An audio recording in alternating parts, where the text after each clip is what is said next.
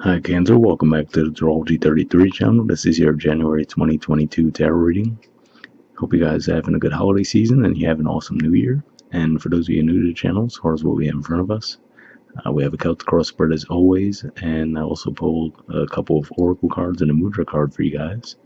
But we're actually going to start the reading off by rolling those astrology dice we have in front of us to get an idea of where your focus should be as far as that goes. So let's see what we get. Alright, so we have Virgo, and that's actually your third house of communication, and actually I do see the major arcana card for Virgo and your influence on the situation, so there could definitely be a focus around communication for you guys this month for sure. Alright, we also have the ninth house, and for you guys that's Pisces, and Jupiter is actually going to start transiting through Pisces in January, and then we also have Neptune that's been there for a long time as well. And speaking of communication, we also have Mercury. So Mercury actually is going to be in Capricorn and Aquarius. So it's actually going to move into Aquarius very early in January, and then it's actually going to start to retrograde back into Capricorn toward the end of the month. So definitely could be a focus around communication for your 8th house and 7th house. Alright, so we'll keep those in mind, and as we go through the main spread now, we have in the main situation the Ace of Swords. So this could represent you guys getting a sudden insight around the situation. For some of you, I could even pick up that this might happen for you during the Gemini full moon, because at the time of recording this, we haven't had that just yet. So this might be something that comes to you around that time, given that it's going to be a full moon in your 12th house, and it might carry over into January for you guys. But if not, obviously the full moon in your sign in January could also be another time where you might really get some sudden insights too. But yeah, this definitely represents some truth coming through to you guys, and might not be necessarily through direct communication, but possibly even through a dream or a lot of signs and synchronicities appearing to you that might give you the information that you were seeking. In the Challenger obstacle position, we have the Temperance card. So this is Sagittarius energy here, and at the time of recording this, we're still in Sagittarius season. Now, Sagittarius for you represents your 6th house, so this could be related to your work, your daily routines, even your health. So, super generic example, I'd say it's a health thing, right? Maybe you might have been having some health issues lately, and in January you might get some insight as into what the issue is and how to resolve it. This could just be saying that for some of you might have been experiencing some imbalances too, so maybe even dedicating too much energy to your work lives, for example, and your physical health might have suffered a bit from that as a result. Just one super generic example there too. But yeah, it looks like if there is some kind of imbalance that you guys are going through, this month you'll get some insight into why that's the case, and that'll help you clear that out. In the foundation position, we have the Tower, the World, and Judgment. So 3 pretty significant major arcana cards in the foundation. And with the Tower here, looks like it's saying that for a lot of you might have already gone through this Tower moment. The reason I say that is because we do see the World right after that. But with the Judgment card coming up here, whatever that situation was, it looks like it might be coming back up to the surface this month for some reason. Now, it could be because of the Venus retrograde you guys will have in your opposite sign of relationships and partnerships. I already mentioned as well, or there's going to be that Mercury retrograde dynamic as well. So you could definitely have some things come up from your past, energetically at the very least. But I'm not as worried about it, given that we do see the World card there, which to me says that whatever lessons there were to learn from it, you already have learned them. So even if you do experience what appears to be a repeat of that situation or the actual physical situation coming back around, I feel like you'll be much better equipped to handle it this time around. Alright, in the past position, we have the 8 of Cups, Pisces energy, and the 2 of Wands, Aries energy. So for some of you, this might represent a situation where you may have left behind a workplace and moved on toward another one, and this might have been a workplace that you were at for a long time. If that was the case too, for some of you, might have even been somewhere where you were living as well, because the 9th house energy could represent movement. So you might have moved to pursue a new career, possibly even to a whole different country. But yeah, if that's the case, looks like that was something that already took place in the past. But regardless, even if this isn't around career, because that was primarily what I was picking up on there, it looks like you did leave something behind that you were with for a long time and pursued something new. All right, so in the present position, we have the Wheel of Fortune.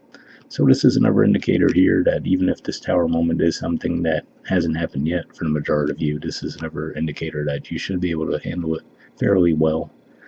But yeah, I feel like this is just pointing to whatever these imbalances are that we talked about earlier. It looks like these are going to be rectifying themselves this month.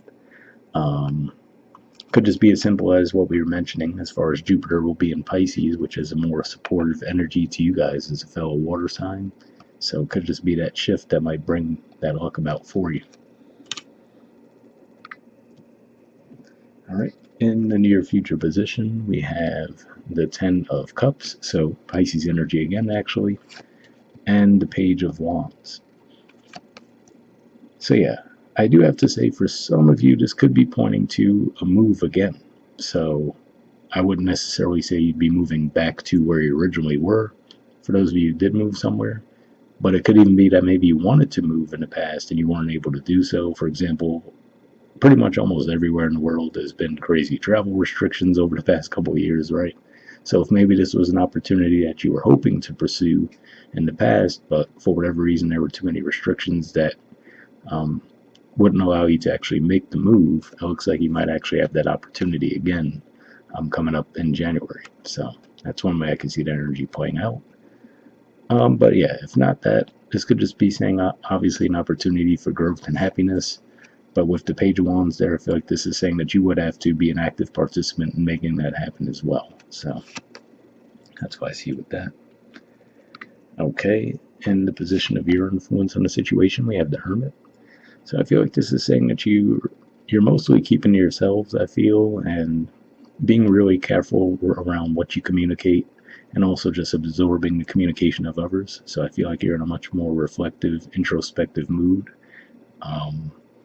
Which is probably a good idea because we did mention obviously the Venus retrograde and the Mercury retrograde coming toward the end of January, so probably not the worst idea to be in that type of mode. But yeah, it looks like you're definitely in a reflective mood, maybe thinking about this potential move that you might be making. All right, in the environment position, we have the Strength card, which is Leo energy, and the Seven of Wands, also Leo energy. So this could be holding yourselves back in some way too, even if there is some kind of temptation there. Or, of course, this could represent someone in your environment as well. So let's just say if this is around a romantic connection, for example, this could represent you not necessarily coming forward and talking, but this person might be in the same energy, where they might be holding back, possibly because they might feel that if they do communicate with you, there could be some conflict. So that could be pointing back to that tower moment that we talked about there. So yeah, it could be as simple as that. So let's say the tower moment for some of you was a relationship going off the rails a bit. Usually, the good thing about a Venus retrograde would be that if things are already off the rails, the Venus retrograde actually gives you more of an opportunity to repair the situation. So it could be as simple as that, where you might possibly even be expecting communication with this person. It looks like they're definitely holding back, though, but I feel like that's for fear of another conflict. So that could be what this is pointing to with that Ten of Cups and Page of Wands in the near future, which is to say that the opportunity to repair a connection is there, but it would actually require active participation in doing so. All right, in the hopes or fears position, we have the Seven of Swords, so Aquarius energy here, and I feel like this is probably going to be a fear for the majority of you, right? And there's the fear of being deceived, I would say. Pretty straightforward in that regard. For some of you, this could even be around investments as well, so you could be a little bit shaky about investing in anything at this time because you might feel like it might not pan out the way you'd hoped. Maybe whomever's trying to get you to invest, you might not necessarily trust the offer that's out on the table, so that's what I see with that. And in the outcome position, we have the Seven of Cups. So yeah, this is Scorpio energy here, which for you guys is your fifth house, but more than anything, again, we mentioned it's going to be a full moon in your sign. Mercury retrograde eventually ending up in your opposite sign, the Venus retrograde also in your opposite sign. So there's definitely a lot of potential for confusion for sure. So if this is the energy that you're in, I would say that hermit energy probably isn't the worst thing, to just be a bit more reflective and not necessarily jump into making big decisions, such as a move, let's say, right? Or try not to overreact to anything as well. You know, if information does come your way, looks like you might have to just try to again take on that hermit energy. So for the majority of you, I feel like you will pick up on the fact that you are feeling this way, and that could actually explain why you're in more of that mode of holding yourselves back. But yeah, looks like that would be decent guidance for now. And if you are feeling that way, again, keep in mind that those transits, yes, they're definitely going to be overlapping each other a bit in January. But as we move into February, the energies should clear out pretty significantly. So if you are feeling that way, it should be temporary. All right. Bottom of the deck, we have the Six of Swords. So more Aquarius energy here. Usually this does represent moving to calmer waters, restoring peace. So if there is that, like I said, one-to-one connection where things might have gone off the rails, there is still that potential to fix that.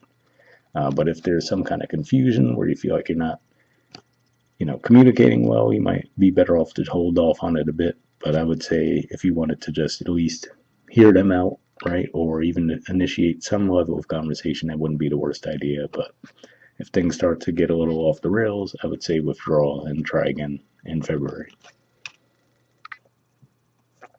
All right, moving on to your oracle cards, we have always do your best.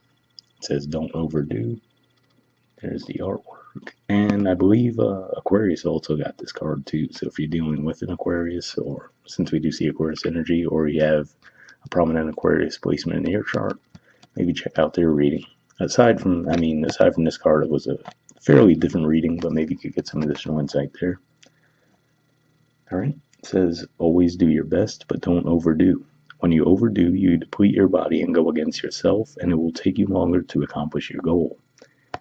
So reading this makes me think of what I was saying there with the temperance energy, which is sixth house energy, which represents work, daily routine, and health. And I was saying for some of you might overdo it, and possibly your health might suffer as a result. So yeah, this could just be another indicator of that, to try not to push yourselves too hard. You're going to have Mars in your sixth house, so you might feel energetically like you could get a whole lot done, but just try to stay in tune with your body. And if you feel like you're starting to approach burnout, that might be a good time to just take a step back. All right. Next, we have To Be Fair.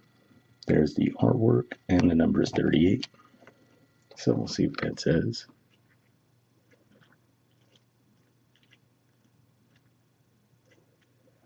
Okay, it says balance, justice, a need to consider options, mutual benefit, the law of cause and effect. The Oracle's message: life offers experiences that are challenging and experiences that are nourishing, yet over time they strike a balance. You move from being, from stasis to doing, from discovering to loving, to letting go, to being again. Life is a pendulum swinging between all of these states. You will always oscillate back and forth between doing and being. If you are not content with where you are at this moment, remember that all experiences have their place. Accept them without judgment, and you will see how the universe adjusts in perfect balance. You reap what you sow. For every cause, there is an effect. Wondrous things will be revealed now. So, pretty positive message there. Hopefully that resonated with you. And the relationship message says, can you find a way to achieve fairness right now? This is a time for listening as well as speaking, for understanding as well as asking to be understood.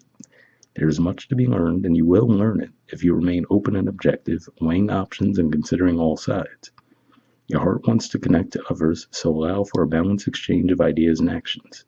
The best kind of relationship is one in which there is mutual benefit, and each party feels heard, valued, and respected. Be fair to all. So yeah, pretty positive message there, and like I said, I did mention how this could possibly be playing out in more of a romantic connection for some of you. And with that Ten of Cups in the near future, with the Page of Wands, it looks like there is potential for harmony there, so hopefully that resonated. All right, the prosperity message says, now is the time for even exchanges. Justice will prevail, and you'll be treated accordingly. In all your affairs, you will be able to negotiate fair settlements. Mutual gain is the gift to you and your partners and colleagues. This is also a good time to square your finances and take stock of how you're compensated for your work. This card signifies balance, justice, and negotiations, so remember that all things must be fairly recompensed. Keep this as your truth, and so it will be. So an interesting message there as far as the prosperity, because these Leo energies, that is your second house of finances. So let's say if this is you guys negotiating around something, right? This could represent that they might be trying to hold back and keep their cards close to the vest, right? And then this could be you guys also not jumping into anything, which would probably be a good idea. So it might take a little work to find that balance between the two sides, but it does look like it's possible for sure.